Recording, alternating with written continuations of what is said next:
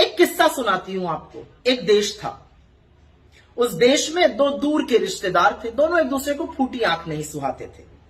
उस देश के हुक्मरान ताऊ थे।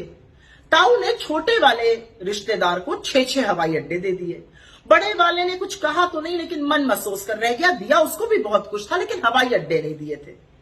तो बड़े वाले के लड़के की शादी तय हुई।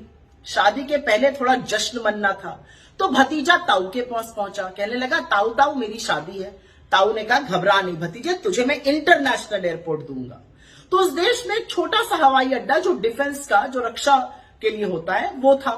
उसको 10 दिन के लिए इंटरनेशनल हवाई अड्डा बना दिया गया।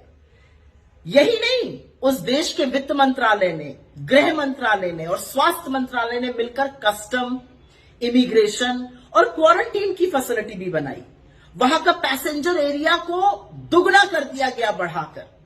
वहां पर सुरक्षा कर्मियों की तैनात डबल कर दी गई, कर्मचारी डबल कर दिए गए, ग्राउंड हैंडलर्स डबल कर दिए गए। वहां की वायुसेना ने भी डबल कर दी अपने लोगों की तादाद। और यही नहीं, जो संवेदनशील एरिया था उस एयरपोर्ट का, जहां पर किसी को जाना अलाउड नहीं था, उसको भी भतीजे की शादी और जश्न के लिए खोल दिया गया।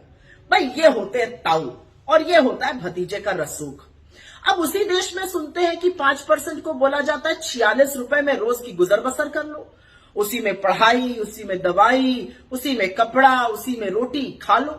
अरे वही 46 रुपए जिसमें 2 बोतल पानी के ना मिले। और एक तरफ मजे ही मजे है, चकाचक मामला है, गेस्ट आ रहे हैं, छोटे से एयरपोर्ट को इंटरनेशनल एयरपोर्ट 10 दिन के लिए बना दिया गया है। अब आप कहेंगे कि मेरी इस कहानी का आधार क्या है?